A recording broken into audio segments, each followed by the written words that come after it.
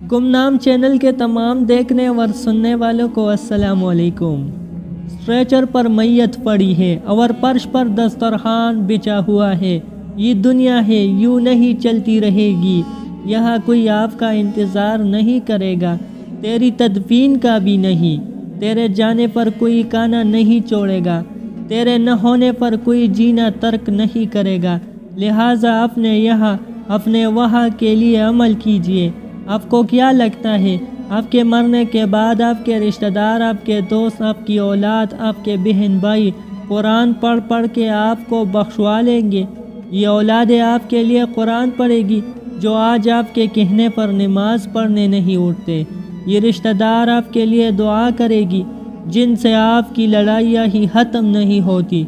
ये दोस्त आपके लिए फातिहा पढ़ेंगे जो आज दीन पे आने की वजह से आपका मजाक उड़ाते हैं। ये बहन भाई आपके लिए सदका खैरात करेगी जो ईद के ईद मिलते हैं। ए गाफिल भूले इंसान, खुलूस के ज़माने गुज़र गए हैं, क़यामत करीब है।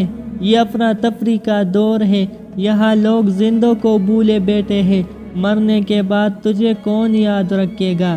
अपनी आखिरत की फ़िक्र खुद करे, अपने लिए कुरान खुद पढ़े, यही अक्लमंदी है। अगर रुखसत होने से पहले अपने हाथ से सदक़ात व खैरात करे। ये नहीं समझना कि ये बच्चे मेरे लिए सदक़ा खैरात करेंगे।